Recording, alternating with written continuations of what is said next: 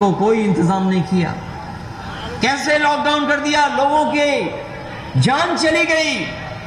उत्तर प्रदेश में 90 मजदूर चलते चलते घर नहीं पहुंच पाए, उनकी जान चली गई। ऐसा लॉकडाउन करा इन्होंने।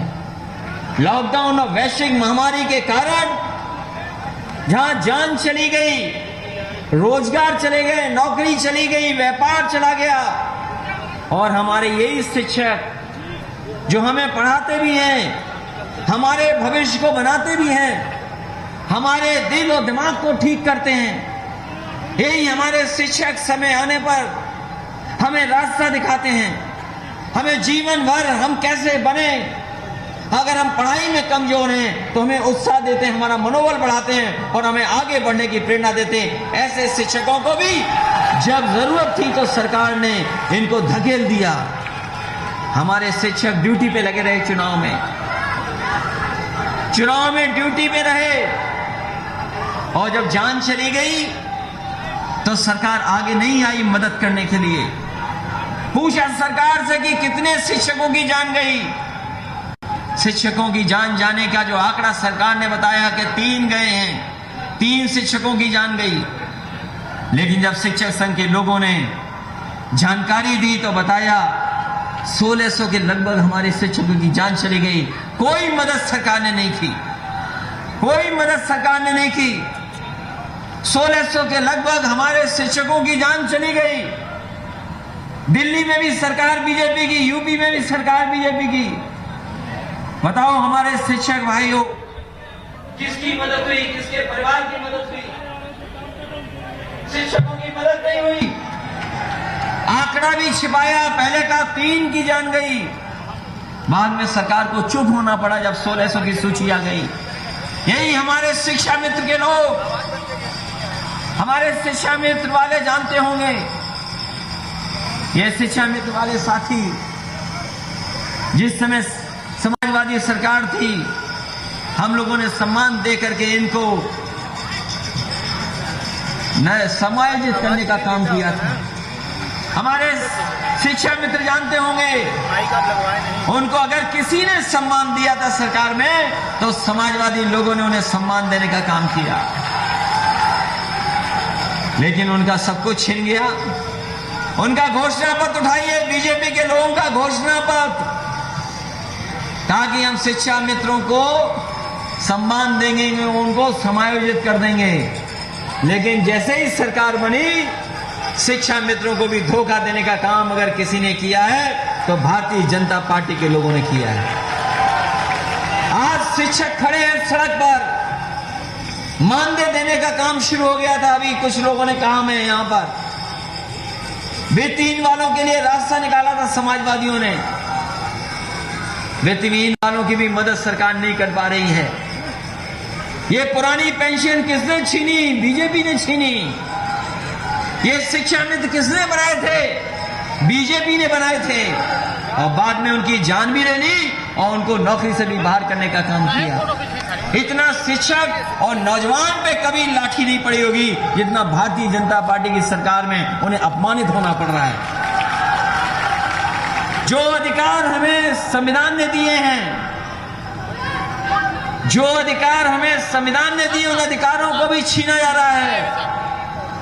हम आपसे जानना चाहते हैं, ये बीजेपी के लोगों ने कहा कि हम तो राष्ट्र प्रेम है हमारे अंदर, राष्ट्र के लिए जीते मरते हैं।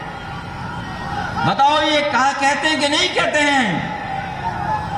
भारतीय जनता पार्टी के लोग कहते हैं कि राष्ट्र हमारे लिए बहुत बड़ा है, लेकिन हम उन्हीं से जानना चाहते हैं, बताओ राष्ट्र की संपत्ति कौन बेच रहा है?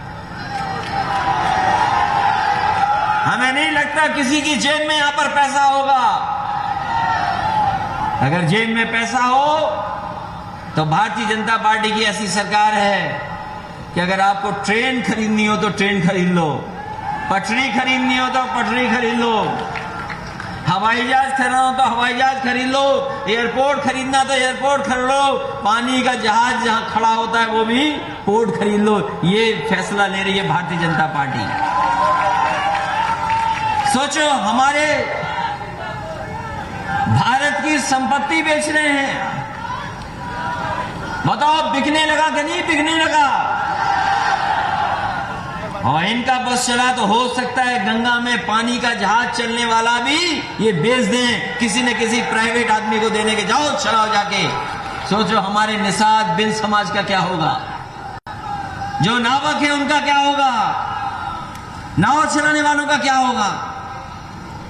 और जब ये बीमारी आई दोबारा, आज तो हम कोई मास्क नहीं लगाए। मैं जब हेलीकॉप्टर से उतरा तो मैं मास्क लगाए हुए था, हमें भी कानून का पालन करना था।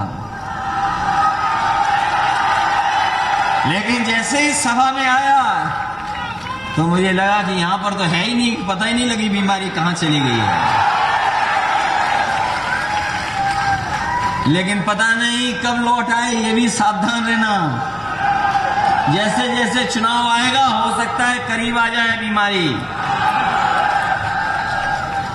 और देखिए भारत वैश्विक महामारी के कारण, इस वैश्विक महामारी के कारण हमने, आपने, सबने पालन किया, ईमानदारी से पालन किया हमने, आपने, सबने। अगर सरकार का प्रोटोकॉल ये था कि अगर मेडिकल का ये प्रोटोकॉल था कि हमें नाक और मुंह बंद करके रहना है, तो हमने कैसे भी, और हमने आपने मिलकर के जैसे भी बंद करके रखा हो, कभी अंगोछे से, कभी कपड़े से, कभी मास्क से, हम लोगों ने अपनी नाक और मुंह बंद करके रखा, हम लोगों ने पालन किया। लेकिन सोचो कभी यहां पर शिक्षक बैठे, नौजवान नौकरी रोजगार मांग रहा है, किसान वहां अपनी पैदावार की आय मांग रहा। ये भारतीय जनता पार्टी के लोगों ने पता नहीं कौन सी बीमारी हो गई है इनमें, जिन्होंने आंख और कान बंद कर रखे हैं। वैश्विक महामारी से तो हमारे नाक और मुंह बंद था, लेकिन भारतीय जनता पार्टी के आंखें और कान क्यों बंद हैं, कोई पता नहीं है, कोई पता नहीं क्यों बंद है। और जब सबसे ज्यादा जरूरत थी सरकार की, जब सबसे ज्यादा सरकार मदद कर सकती थी गरीबों की, इन्होंने मुंह फेर लिया जनता की तरफ से, गरीबों से मुंह फेर लिया और गरीबों को अपने हाल पे छोड़ दिया। जैसे मजदूरों को अपने हाल पे छोड़ दिया था, वैसे ही गरीबों को अपने हाल पे छोड़ दिया। न दवाई का इंतजाम किया, न अस्पताल का इंतजाम किया, और न ही ऑक्सीजन का इंतजाम कर पाए। गरीब भागते रहे, लोग जिनके परिवार में लोगों को बीमारी हुई वो भागते रहे। न जाने कैसे इंतजाम किया होगा दवाई का, अस्पताल का और ऑक्सीजन का। कुछ लोगों को ऑक्सीजन नहीं मिली, जिसके कारण बड़ी संख्या में लोगों की जान चली गई। यही मां गंगा, ये मां गंगा बहती बहती बिहार चली गई। और सोचो कितनी लाशें मिली यहां पर, लाशें लाशें मिली। यही इलाहाबाद, प्रयागराज से लेकर के बनारस और आगे तक बक्सर तक लाशें मिली। उन्नाव में भी लाशें बह रही थी। जब इन बीजेपी के लोगों से पूछा कि ये लाशें कहां से आ रही हैं, तो सोचिए बीजेपी के लोगों ने जवाब दिया कि ये लाशें बिहार से आ रही हैं, ये यूपी की लाशें नहीं हैं। बताओ कौन मानेगा इसकी बातें। गंगा यूपी से बिहार जाती है, पानी का बहना यहां से वहां है, बिहार से लाशें कैसे यूपी में आ जाएंगी। और सोचिए मां गंगा ने सब लाशें वापस कर दी। अगर कोई अपमानित हुए तो हम और आप लोग अपमानित हो गए। इसलिए आज भदोही के जनता से हम आपसे जहां मिल रहे हैं, चुनाव शुरू हो गया है, चुनाव में समय नहीं है, चुनाव में समय नहीं है। और ये चुनाव जो होने जा रहा है, ये देश का सबसे बड़ा चुनाव होने जा रहा है। ये देश का सबसे बड़ा चुनाव होगा, क्योंकि बदलाव यहीं से आना है। और अगर बंगाल की जनता इन्हें खदेड़ सकती है, अगर बंगाल की जनता ने इन्हें खदेड़ा है, तो बताओ यूपी की जनता इन्हें खदेड़ेगी कि नहीं खदेड़ेगी। इन लोगों ने इतना झूठ बोला, बताओ इनका घोषणा पत्र कहां है, इनका संकल्प पत्र? अभी आए थे मिर्जापुर में मां विंध्यवासिनी के मंदिर में, वहां पर रोपवे शुरू करने आए थे, रोपवे।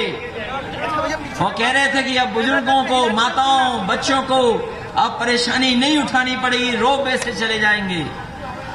और ऐसे प्रचार कर रहे थे जैसे भारतीय जनता पार्टी ने रोपवे दी हो। अगर किसी ने वो काम किया था तो वो समाजवादी पार्टी थी, उसकी सरकार थी जिसमें काम हुआ था।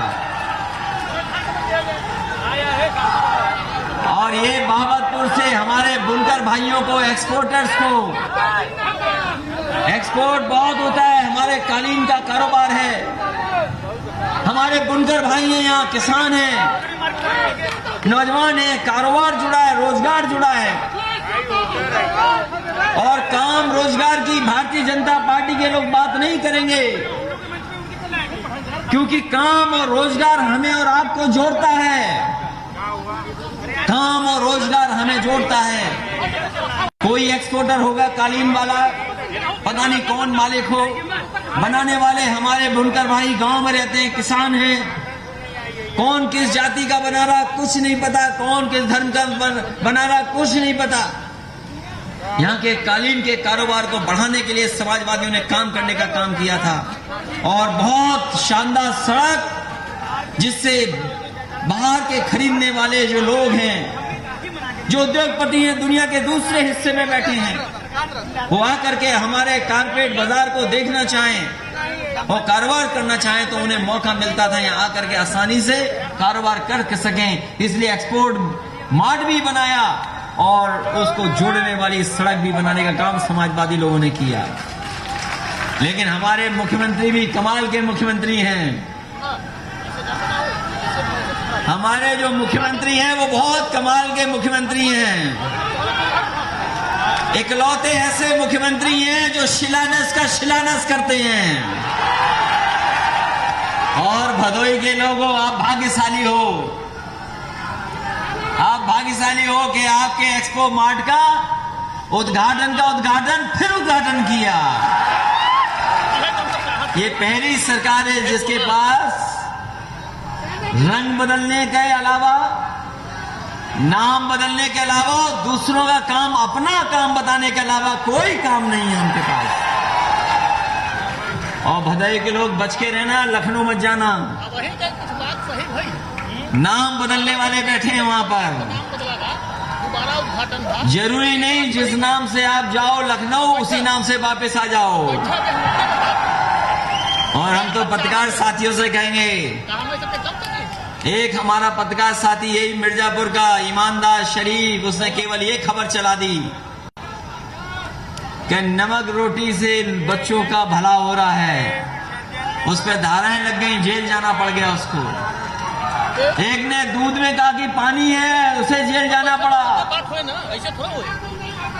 सोचो कैसी सरकार चल रही है जब हम शिक्षक दिवस मना रहे हैं, जब हम डॉक्टर राधाकृष्ण सर्वपल्ली जी को याद कर रहे हैं, जो हमारे न केवल देश के उपराष्ट्रपति और राष्ट्रपति और भारत रत्न रहे, बल्कि दार्शनिक थे, फिलोसफर थे, गाइड थे न जाने कितने लोगों के लिए। उन्होंने जो शिक्षा दी, रास्ता दिखाया, वही समाज और देश की भलाई का रास्ता है। और याद कीजिए समाजवादी साथियों, हम लोग समाजवादी लोग तो लैपटॉप बांट रहे थे, और लैपटॉप इसलिए बांट रहे थे कि कम से कम गरीब के बच्चे पढ़ लिख लें, और उनके अगर मिल जाए तो आगे की भविष्य की पढ़ाई भी कर लें।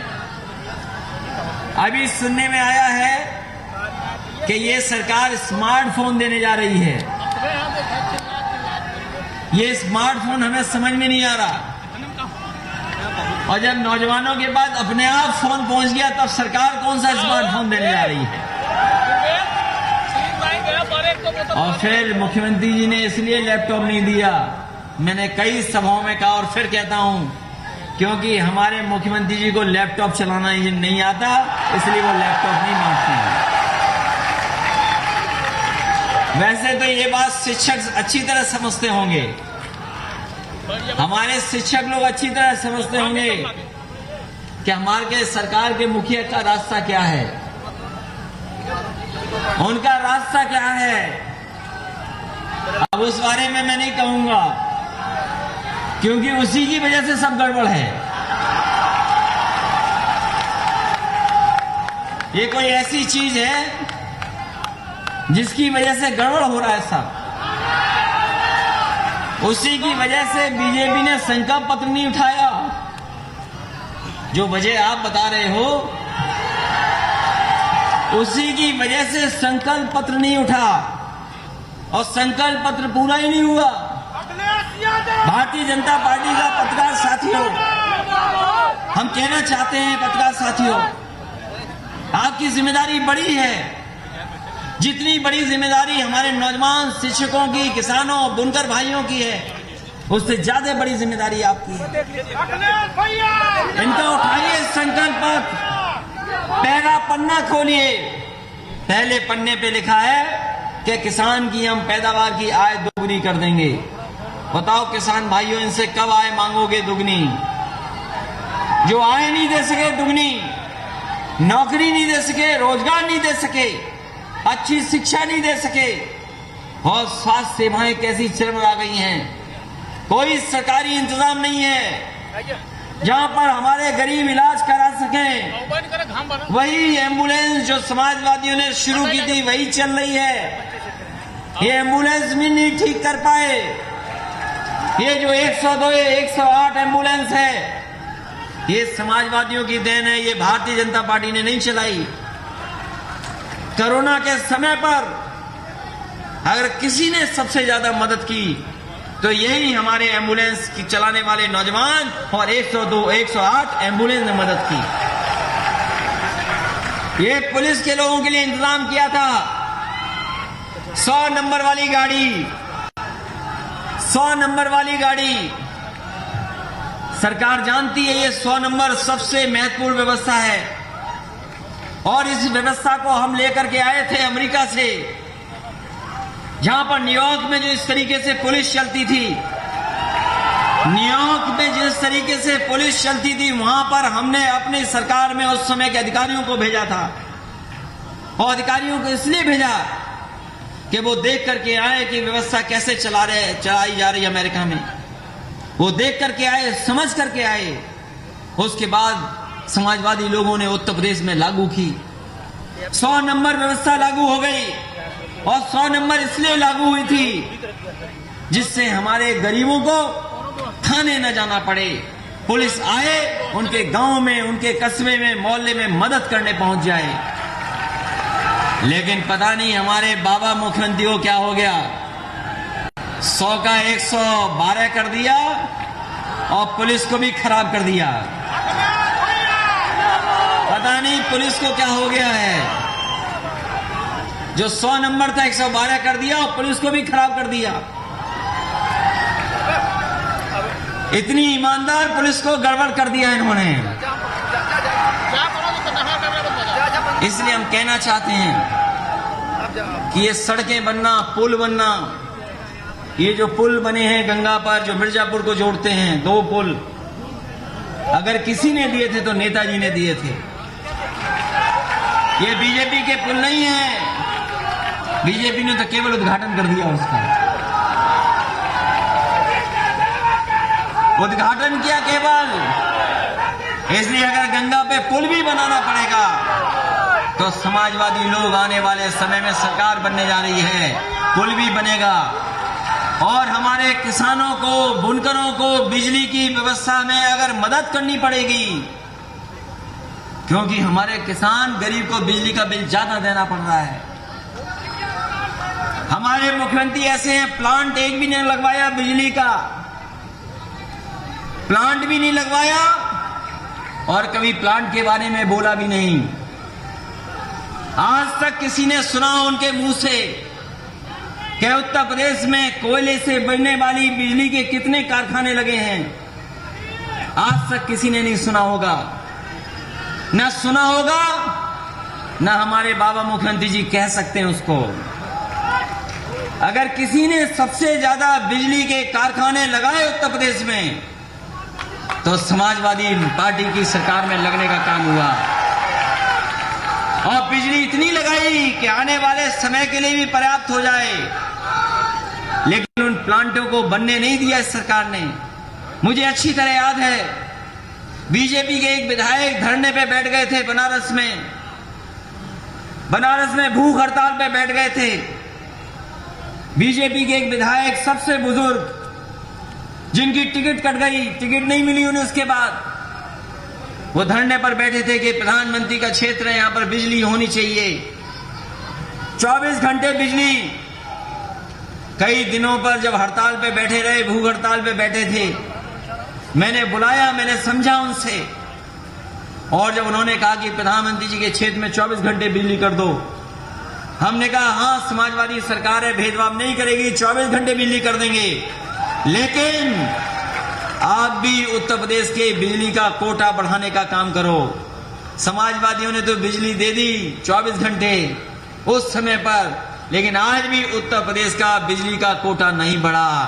जिस प्रदेश ने सबसे ज्यादा लोकसभा के सांसद जिताए हों, जिस प्रदेश ने विधायक सबसे जिताए हों, बताओ, डबल इंजन की सरकार उत्तर प्रदेश में भी, दिल्ली की भी सरकार इनकी, लेकिन उत्तर प्रदेश को क्या मिला ये सोचो। हमारे गरीब किसान छात्र नौजवानों, सोचो क्या मिला आपको,